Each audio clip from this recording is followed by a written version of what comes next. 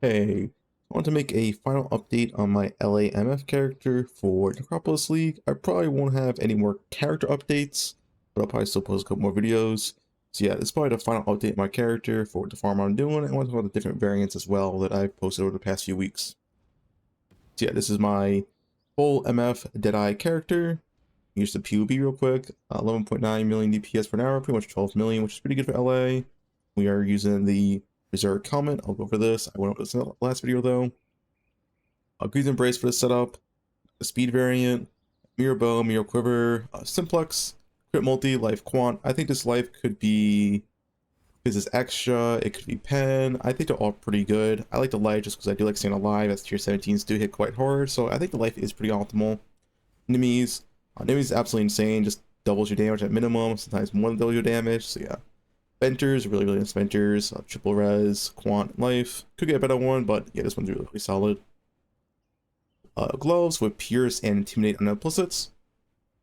Crit Multi and +1 Frenzy. Spell Suppress, Max Life, Chaos Res, and I Convert.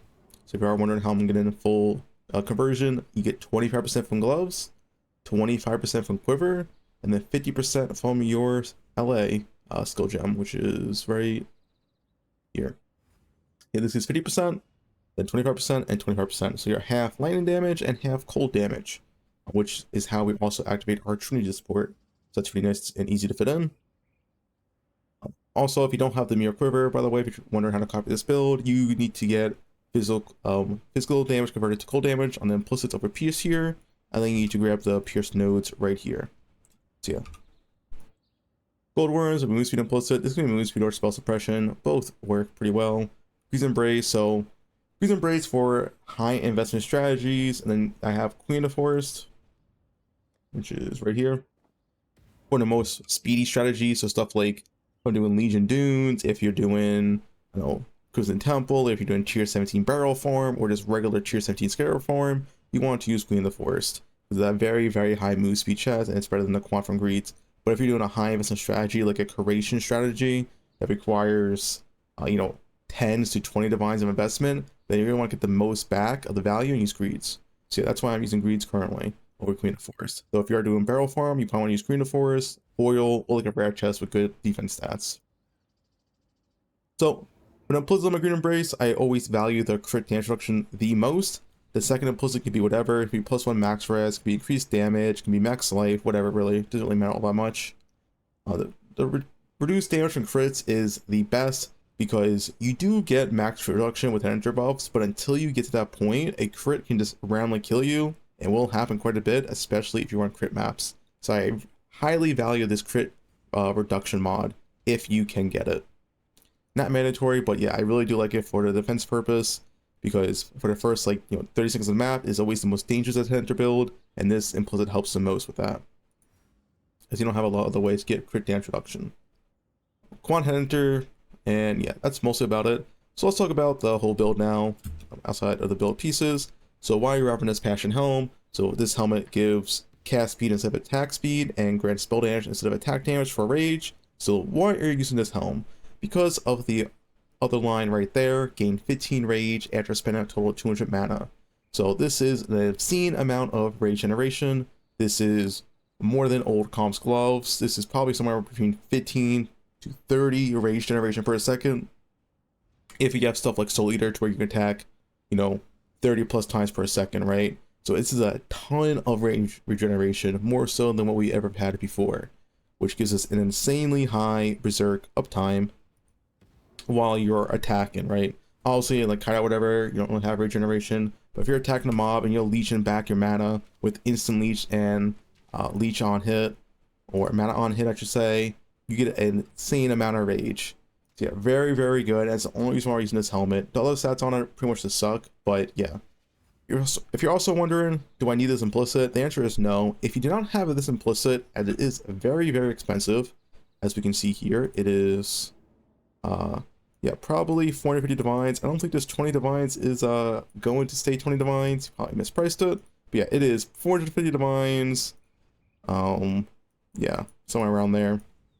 Very expensive. You don't need the implicit though. What you could do instead is get a level 1 precision, And then to make up for the accuracy loss, you need to take the point right here for 500 to accuracy rating. That's how you could run this helmet without this implicit. So it's not needed, but it is very good, as it does get you more damage because you get a high level position, and it also saves you 1 point.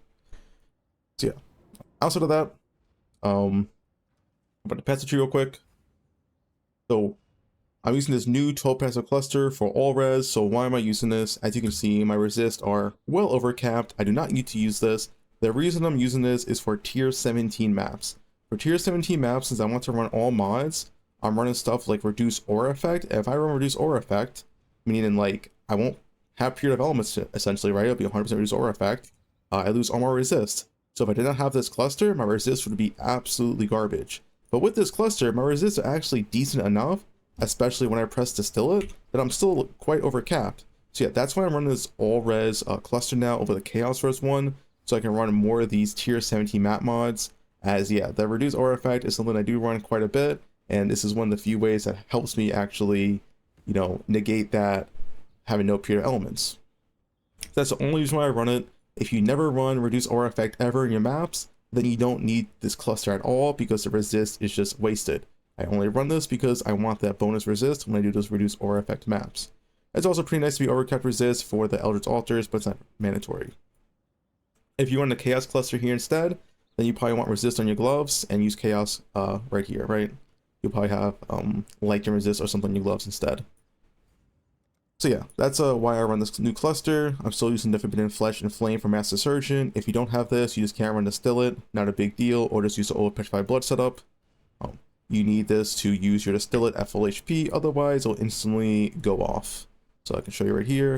If you use it without this, yeah, instantly goes off. So I said this before, but I'm not running Petrified Blood this league because there's a lot of degen in tier 17s, like Seared Exarch Runes, Awakener's Desolation, Shaper Beams. There's all this new degen and these new tier 17 mods that makes Petrified Blood really annoying to run and really lowers your EHP versus dots. You know, Petrified Blood is straight up halves your EHP versus damage over time effects. So that's why I opted for the Master Surgeon in this league, because I'm able to tank these dots more easily when I have essentially double the EHP versus dots.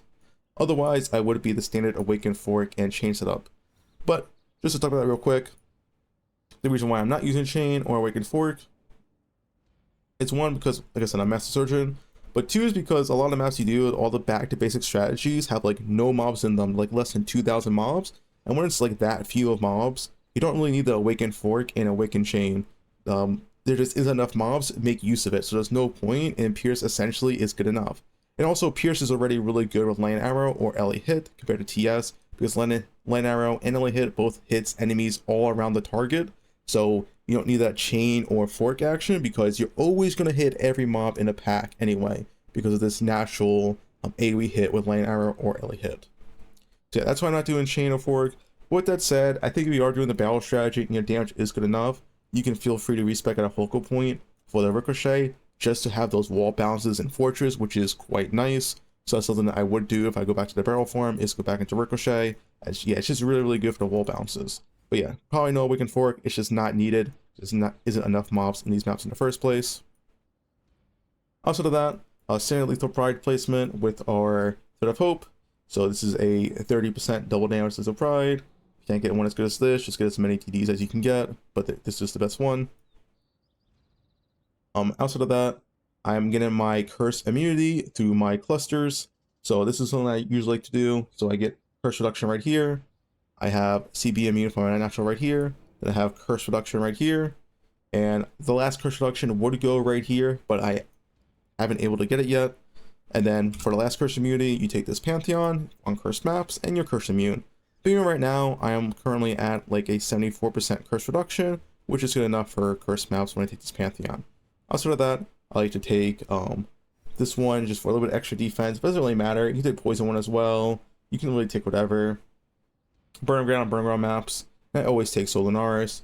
Although Soul Arcali is actually pretty good versus these Shaper maps if you're doing Shaper Touch maps, as you get the 10% reduced damage taken over time, which does work for Shaper Beam. So yeah, this one is pretty nice this league as well. Yeah, we're also taking Instant Leech here. Instant Leech is very, very good. I can highly recommend. especially when doing this Berserk setup, as you want to be spending as much mana as possible, and a really good way to sustain your mana is to this instant leech. Otherwise, you might not have enough mana to sustain, as you're also casting stuff like Enduring Cry, which is 24 mana, you're casting Sniper's Mark, 40s mana, Friendly of Onslaught, 28 mana, Steel Skin, 24 mana, Berserk, 25 mana, Tornado, 36 mana. So yeah, if you do not have this instant leech, you simply will not have the mana to sustain. You won't run out of mana for your Lion Arrow, but you'll run out of mana to use your other skills, and therefore you'll have less Berserk uptime from your helmet. So yeah, you want to have a good mana pool. I think around 80 to 100 is a nice spot. I'm at 84 currently. And you want this instant leech, so you always leech on enough mana to always use every single skill on cooldown, which is very, very important to spend this much mana for your Berserk helmet. You want to be spending a lot of mana. One thing to note as well, if you're doing tier 17 maps, back to basics, you often verse this block attack mod. And if you are doing maps that have this monsters block your attacks, you want to take this master right here, 1 point. Monsters cannot block your attacks, you just take 1 point off your cluster jewel. Yeah, it's a very, very good one passive. One new to those maps, can highly recommend. Outside of that, small medium cluster right here for the spec concoction. This is just always worth it. Times the flash effect on all your flask is quite insane, especially when using Progenesis and Distill it. So yeah, unnatural spot right here, I could access this a lot. Hey, why use a natural right here? A big reason is just a really big like utility and defense, but this small passes right here are probably the biggest reasons. 15 energy shield per enemy killed. We have 2 of them, so you get 30 ES on kills. Actually quite insane defense with Headhunter. That's how I'm able to keep my ES at like the full 4k value with hand buffs at all times. It's massive for defense in these tier 17 maps. I cannot recommend this unnatural enough in this spot, because yeah, this ES on kills is the only way you generate ES. It's actually just a massive defensive layer to have that much ES on your character. So I highly, highly recommend to use a natural here just for these nodes alone. But outside of that, you also get damage recoup, which is nice. You get max life. You get these accuracy crit nodes for damage. And you also get some more attributes so you can tattoo and stuff. I currently can't tattoo anymore. As you see my stats right here, I need 212 dex and 1 level intelligence. So this is the most I can tattoo. And talking about tattoos, you want to use spell suppression tattoos until you have spell suppress cap. Then I personally like using movement speed tattoos for the rest of them. You can also use mark effect, but I prefer movement speed. And then for intelligence tattoos, if you do have a spare intelligence, use chaos res tattoos. So yeah, I think that's it for the passive tree, and mostly for the character. Last thing to talk about is just some flasks real quick. You can use a Taste of Hate or a Dying Sun. So I personally really prefer this Dying Sun with Nimmies, as Nimmies really feels a lot better when you have a lot more projectiles. So the extra 2 proj from Dying Sun, so I go from 8 to 10 hours of Dying Sun. This makes Nimmies feels a lot better for clearing. Also, Lion Arrow does get used to that increased area of effect. Increased area effect on Lion Arrow does make it hit more targets, well, not more targets, but targets in a larger area. So it feels a little bit better for clearing. See, I prefer Dying Sun, but if you feel like it's squishy, feel free to replace Dying Sun with Taste of Hate.